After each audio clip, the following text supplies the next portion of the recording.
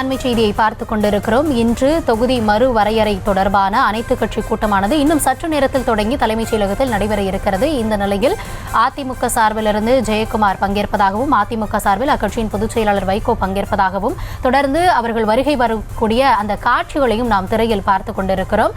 தொடர்ச்சியாக அதிமுக தரப்பில், காங்கிரஸ் தரப்பிலிருந்து, தொடர்ந்து பல்வேறு கட்சி தரப்பிலிருந்து அக்கட்சியின் பிரதிநிதிகள் அங்கு வருகை புரிந்து கொண்டிருக்கிறார்கள். அது தொடர்பான காட்சிகளை பார்த்து வருகிறோம். தொடர்ந்து விவரங்களை வழங்கிக் கொண்டிருக்கிறார் எம்முடைய செய்தியாளர் ராஜேஷ். மீண்டும் இணைகிறார். ராஜேஷ், வணக்கம். தொடர்ந்து இது குறித்த தகவல்களை சொல்லிட்டு இருக்கீங்க. தற்போதைய நிலவரப்படி 56 கட்சிகள் இன்றைய தினத்துல கலந்து கொள்ள இருக்காங்க. ஒவ்வொரு கட்சிகளுக்கும் எவ்வளவு நேரம் ஒதுக்கப்பட இருக்கிறது? அனைவருக்குமே வாய்ப்பு வழங்கப்படுவதற்கான வாய்ப்புகள் இருக்கிறதா? வணக்கம். அதாவது அங்கீகரிக்கப்பட்ட கட்சிகளுக்கு 2 பிரதிநிதிகள் உள்ளே அனுப்பப்படுகிறார்கள். பதிவு செய்த கட்சியாக இருந்தால் அந்த கட்சிகள் சார்பில் ஒரு பிரதிநிதி மட்டும் உள்ளே அனுமதிக்கப்படுகின்றார். தற்போது முக்கிய கட்சிகளுடைய தலைவர்கள் பலரும் வந்திருக்கிறார்கள். நீங்கள் தற்போது திரையில் பார்க்கலாம்.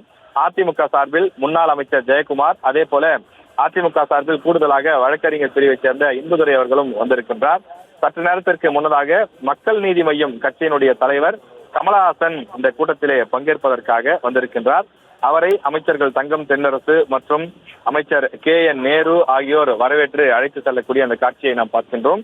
விடுதலை சிறுத்தைகள் கட்சி சார்பிலே திருமாவளவன் அவர்கள் வளாகத்திற்கு வந்திருக்கின்றார். அதே போல பல்வேறு கட்சிகளை சார்ந்தவர்களும் இந்த நிகழ்ச்சிக்கு, இந்த கருத்து கேட்பு கூட்டத்திற்கு வந்து கொண்டிருக்கிறார்கள்.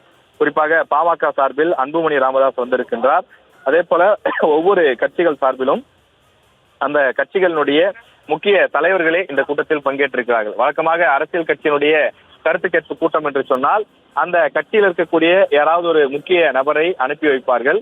ஆனால் இது மிக மிக முக்கியத்துவம் வாய்ந்த, அரசியல் முக்கியத்துவம் வாய்ந்த, தமிழ்நாட்டினுடைய மாநில உரிமை சார்ந்த ஒரு முக்கியமான விஷயம் என்பதனாலே அந்த கட்சிகளினுடைய தலைவர்களே நேரடியாக வந்திருப்பதை பார்க்க முடிகின்றது. அப்படித்தான் பாமக, VCK, அதே போல மக்கள் நீதி மய்யம், கம்யூனிஸ்ட் உள்ளிட்ட கட்சிகளினுடைய அந்த தலைவர்கள் அல்லது பொதுச் செயலாளர்கள், அந்த பார்ட்டியினுடைய ஹெட் யாரா இருக்கிறார்களோ அவர்களே வந்திருக்கிறார்கள். காங்கிரஸ் கட்சி சார்பிலும் செல்வ பெருந்தகை இன்னும் சற்று நேரத்தில் வர இருக்கின்றார்.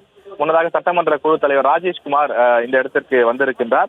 இப்படி ஒவ்வொரு கட்சிகள் சார்பிலும் இந்த கருத்து கேட்பு கூட்டம் நடைபெறக்கூடிய இடத்திற்கு வந்து கொண்டிருக்கிறார்கள். சரியாக 10 மணிக்கு கூட்டம் தொடங்கும் என்று தெரிவிக்கப்பட்டிருக்கக்கூடிய நிலையில 9 மணி முதலே பல்வேறு கட்சிகளினுடைய அமைப்புகளினுடைய தலைவர்கள் வர தொடங்கி இருக்கிறார்கள். சிறப்பு அழைப்பாளராக கட்சிகள் இல்லை என்றாலும் கூட ஒரு அமைப்பாக இருந்தாலும் கூட வீரமணி, திராவிட கழகத்தினுடைய தலைவராக இருக்கக்கூடியவர் வந்திருக்கின்றார். அதே போல தேமுதிக சார்பில் தற்போது முன்னாள் சட்டமன்ற உறுப்பினர் பார்த்தசாரதி மற்றும் அவருடன் மற்றொரு பிரதிநிதியும் சேர்ந்து 2 பிரதிநிதிகளாக தேமுதிக சார்பிலே வந்திருக்கின்றார்கள். எனவே இந்த அழைப்புகள் பொறுத்தவரையிலே அவர்களுக்கு 2 பிரதிநிதிகள் பங்கேற்றிருக்கக்கூடிய நிலையில் அவர்களுக்கு சற்று கூடுதலாக நேரம் வழங்கப்படலாம் என்று அதிகாரிகள் தெரிவிக்கிறார்கள். சரிசமயமாக அனைவருக்கும் ஏறக்குறைய மற்ற கட்சிகளுக்கு 5 நிமிடங்கள் மிகாமல் வழங்கப்படும் என்றும் தெரிவிக்கப்பட்டிருக்கிறது. தேமுதிக சார்பில் இளங்கோவன், பார்த்தசாரதி 2 பேர் வந்திருக்கின்றார்கள். எனவே ஒவ்வொரு கட்சியை சார்ந்தவர்களும் இந்த டீலிமிட்டேஷன், மாநில அந்த MP தொகுதிகள் தொடர்பாக அவர்கள் தங்களுடைய கட்சியினுடைய கருத்துக்களை பதிவு செய்ய இருக்கிறார்கள். ராஜேஷ், இன்றைக்கு இந்த அனைத்து கட்சி கூட்டம் நடைபெறுவதின் முக்கிய நோக்கம் என்ன அப்படின்னு பார்த்தீங்கன்னா, தொகுதி மறுவரையறை நாடாளுமன்றத்திற்கானது, அது தொடர்பாக விவாதிக்கப்படும் அப்படின்னாலும் கூட இன்னும் பிற பிரச்சனைகளும் தமிழகத்தில் இருக்கிறது. நிதி வழங்கப்படாமல் இருக்கிறது, நீட் தேர்வு, இது குறித்தும் அனைத்து கட்சி கூட்டத்தில் பேசப்படுவதற்கான வாய்ப்புகள் இருக்கிறதா? அதாவது கௌதமி, தமிழக அரசு சார்பில் ஒரு செய்தி குறிப்பு ஒன்று வெளியிடப்பட்டிருக்கின்றது. அதே போல தலைவர்களுக்கு அழைப்புகளும் கொடுக்கப்பட்டிருக்கின்றன. அழைப்பு கடிதத்தை பொறுத்தவரையிலே அது கிட்டத்தட்ட 3 பக்கத்திற்கு அந்த அழைப்பு கடிதம் என்பது கொடுக்கப்பட்டிருக்கிறது. அந்த அழைப்பு கடிதத்தை பொறுத்தவரையிலே நீட் தேர்வு, தமிழகத்திற்கு வழங்க வேண்டிய நிதி வழங்காதது, மொழி திணிப்பு, அதாவது இந்தி மொழி திணிப்பு உள்ளிட்ட பல்வேறு விஷயங்கள் குறித்தும் இந்த கடிதத்திலே குறிப்பிடப்பட்டிருக்கு. தமிழகம் என்னென்ன விஷயங்களை எல்லாம் அணுகி கொண்டிருக்கின்றது, எப்படியெல்லாம் தமிழக அரசு பாதிக்கப்படுகின்றது, மத்திய அரசு தமிழகத்தின் மீது என்னென்ன விஷயங்களை எல்லாம் ஒரு அபாயத்தை திணிக்கிறது என்றெல்லாம் அதிலே குறிப்பிடப்பட்டிருக்கின்றது. ஆனால் அதிமுக சார்பில் குறிப்பாக முன்னாள் அமைச்சர் KP முனுசாமி ஒரு கருத்தை தெரிவித்திருந்தார். இந்த கூட்டத்தை எதற்காக நீங்கள் கூட்டினீர்கள்? தொகுதி மறுவரையறை சம்பந்தமாக. எனவே அது சம்பந்தமாக மட்டும்தான் பேச வேண்டும். நீட் தேர்வு குறித்தெல்லாம் இதில் பேசக்கூடாது என்று ஒரு பத்திரிகையாளர் சந்திப்பில் ஒரு கருத்தினை தெரிவித்திருந்தார். காரணம், நீட் தேர்வுக்கு நாங்கள் அந்த ஒழிக்கும் ரகசியம் எங்களுக்கு தெரியும் என்றெல்லாம் தேர்தல் வாக்குறுதிகளை கொடுத்திருந்தார்கள். எனவே அப்படியெல்லாம் கொடுத்துவிட்டு இந்த கூட்டத்தில் அவற்றை பற்றி பேசுவது சரியாக இருக்காது என்பது அதிமுகவினுடைய கருத்தாக இருக்கிறது. எனவே மற்ற விஷயங்கள் குறித்தெல்லாம் பேசுவார்களா இல்லையா என்பது குறித்து வெளிப்படையான கருத்து இப்போது வரை இல்லை. கூட்டம் முடிந்து வெளியில் வந்த பிறகுதான் நமக்கு என்னென்ன விஷயங்கள் குறித்து பேசினார்கள் என்பது நமக்கு தெரிய வரும்.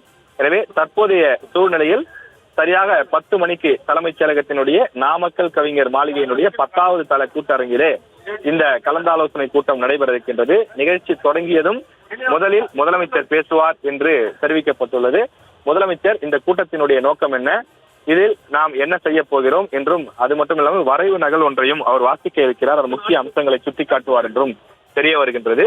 இந்த கூட்டத்தில் பங்கேற்பதற்காக தற்போது முக்கிய தலைவர்கள் தொடர்ந்து வந்த வண்ணமாக இருக்கிறார்கள்.